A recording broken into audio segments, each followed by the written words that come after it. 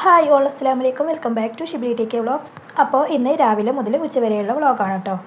അപ്പോൾ വീഡിയോ കാണുന്നവരൊക്കെ ഒന്ന് സ്കിപ്പ് ചെയ്യാതെ തന്നെ കാണാൻ ശ്രമിക്കണം കേട്ടോ. എന്നാൽ നമുക്ക് വീഡിയോയിലോട്ട് പോകാം. അങ്ങനെ അൽഹംദുലില്ലാ പതിയെ പോലെ ഞാൻ രാവിലെ തന്നെ അടുക്കളയിലോട്ട് എത്തിയിട്ടോ. അപ്പോൾ ഒന്ന് പുട്ടുണ്ടാക്കാമെന്ന് വെച്ചു. അപ്പോൾ ഇന്ന് 3 രീതിയിലാണ് കേട്ടോ പുട്ടുണ്ടാക്കുന്നത്. ഒന്ന് നമ്മൾ സാധാരണ പൊടി കൊണ്ട്, മറ്റൊന്ന് പിന്നെ ഗോതമ്പ് പൊടി കൊണ്ട്, ഒന്ന് പിന്നെ രാഗിപ്പൊടി കൊണ്ടുമാണ് കേട്ടോ. അപ്പോൾ ഇത് 3 എങ്ങനെ ഉണ്ടാക്കുന്നത് എന്ന് വെച്ചിട്ടുണ്ടെന്നുണ്ടെങ്കിൽ പിന്നെ വെള്ളം വെച്ചിട്ട് നല്ലോണം തിളച്ച് വരുമ്പോൾ കുറച്ച് ഉപ്പുണ്ട് ഇട്ട് കൊടുത്തു കേട്ടോ. അതിനുശേഷം സ്പൂൺ കൊണ്ട് ആദ്യം ഒന്ന് ചെറുതായിട്ടൊന്ന് ഇളക്കി കൊടുത്തു. പിന്നെ ഒന്ന് ചൂട് പോയതിന് ശേഷം കൈ കൊണ്ട് നല്ലൊന്ന് ചെറിയ രീതിയിൽ പുട്ടിനെ നമ്മൾ ഉതിർത്തും പോലെ അങ്ങനെ ഉതിർത്തിയെടുത്തതായിരുന്നു കേട്ടോ. ഇങ്ങനെ ഉണ്ടാക്കുമ്പോൾ എന്താ പറയുക, നല്ലോണം സോഫ്റ്റ് ഉണ്ടാവും കേട്ടോ.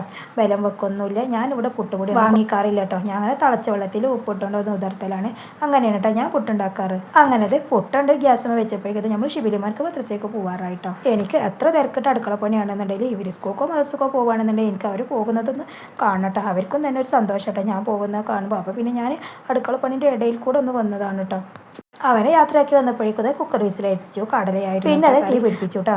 കുറച്ച് വെള്ളം അതിൽ വെച്ചിട്ടുണ്ട്. കാരണം എന്താണെന്ന് വെച്ചാൽ ചോറ് ഏതായാലും വെക്കണമല്ലോ. അപ്പോൾ കുറച്ച് ടൈം കഴിഞ്ഞിട്ട് വെക്കുക. ഏതായാലും അവിടെ കിടന്നത് ചൂടാവട്ടെ എന്ന് വെച്ചു കേട്ടോ. അങ്ങനെ തീ പിടിപ്പിച്ചു. അപ്പോഴേക്കും രണ്ടാമത്തെ റൗണ്ട് പുട്ടും റെഡി ആയിട്ടോ. പിന്നെ ഉച്ചയ്ക്ക് എന്തെങ്കിലും കറി വെപ്പിക്കണമല്ലോ. അപ്പോൾ 2 മാങ്ങ ഉണ്ടായിരുന്നു കേട്ടോ. മാങ്ങ കൊണ്ട് കറി വെക്കാമെന്ന് വിചാരിച്ചു. അപ്പോൾ ആദ്യം എടുത്ത മാങ്ങ ചെനച്ചിരുന്നു കേട്ടോ. അപ്പോൾ അതൊന്നെടുത്ത് മാറ്റി വെച്ചു. പിന്നെ രണ്ടാമതെടുത്തു. അങ്ങനെ മാങ്ങക്കൊന്ന് ചെറിയ രീതിയിലേക്കൊന്ന് കട്ട് ചെയ്തെടുത്തു കേട്ടോ. മാങ്ങയും പച്ചമുളകും കൂടി തേങ്ങ അരച്ചിട്ട് കറി വെക്കാമെന്ന് വിചാരിച്ചു. അപ്പോൾ ഇന്ന് കറി അടുപ്പത്ത് തന്നെയാണ് കേട്ടോ വെക്കുന്നത്. ഏതായാലും തീ പിടിപ്പിച്ചിട്ടുണ്ടല്ലോ.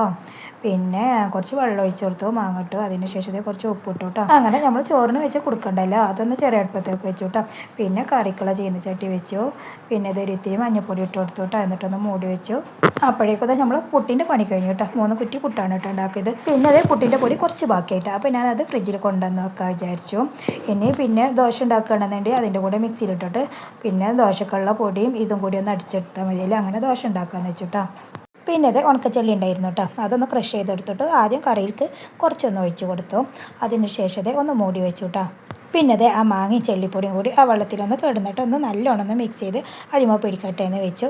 പിന്നെ കറിക്കുള്ള തേങ്ങ അത്യാവശ്യം വെള്ളം ഒഴിച്ചു. ബാക്കി ക്രഷ് ചെയ്ത് വെച്ച ചെള്ളിപ്പൊടിയില്ലേ അതും കൂടി കൊണ്ട് ഇട്ട് കൊടുത്തു. പിന്നെ ചെറിയ ജീരകവും 2 ചെറിയ ഉള്ളിയും കൂടി അതൊന്ന് ഇട്ട് കൊടുത്തു. അത് നല്ലൊന്ന് അരച്ച് പേസ്റ്റാക്കിയതിന് ശേഷം നമ്മളെ കറിയിലോട്ടാണ്ട് ഒഴിച്ച് കൊടുത്തു കേട്ടോ.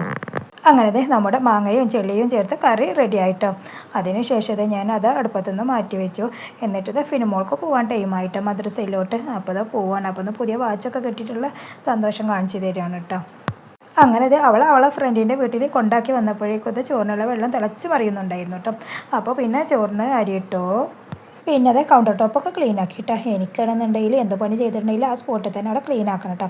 അങ്ങനെ അതൊക്കെ കഴിഞ്ഞു. അതിന് ശേഷം ഞാൻ നാളത്തേക്കുള്ള മസാല ദോശ ഉണ്ടാക്കാനുള്ള പച്ചരിയും ഉഴുന്നും 1 സ്പൂണ് പിന്നെ ഉലുവയും കൂടിയാണ് കേട്ടോ വെള്ളത്തിലിടുന്നത്. അപ്പോൾ ഇത് രാവിലെ തന്നെ വെള്ളത്തിൽ ഇട്ട് വെച്ചാലല്ലേ വൈകുന്നേരം അരച്ചെടുക്കാൻ പറ്റുള്ളൂ.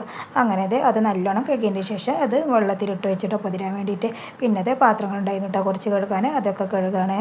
പിന്നെ പാത്രങ്ങളൊക്കെ കഴുകി കഴിഞ്ഞ് കൗണ്ടർ ടോപ്പൊക്കെ ക്ലീൻ ആക്കിയിട്ടാണ്.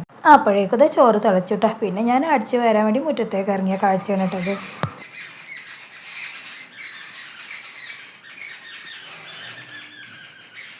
പക്ഷികൾ മാവിൻ്റെ താഴെയുള്ള പ്രാണികളൊക്കെ തിന്നാണ് കേട്ടോ. അപ്പോൾ പിന്നെ ഞാൻ അടിച്ചു വരാതെ പോന്നു. പിന്നെ പപ്പടം പൊരിച്ചു. അപ്പോഴേക്കും ചോറും വന്ന് ചോറ് ഊറ്റിയെടുത്തു കേട്ടോ. അപ്പോൾ ഇന്ന് ചോറും കറിയും പിന്നെ പപ്പടമായിരുന്നു കേട്ടോ. അപ്പോൾ ഇതൊക്കെയാണ് നമ്മുടെ ഇന്നത്തെ വീഡിയോ. അപ്പോൾ വീഡിയോ ഇഷ്ടപ്പെട്ടാൽ ലൈക്ക് ചെയ്യണേ, സബ്സ്ക്രൈബ് ചെയ്യണേ. അപ്പോൾ നെക്സ്റ്റ് വീഡിയോ കാണാൻ മതി. വരേക്കും എല്ലാവർക്കും അസ്സലാമു അലൈക്കും വറഹ്മത്തുള്ളാഹി തആല വബറകാതുഹു.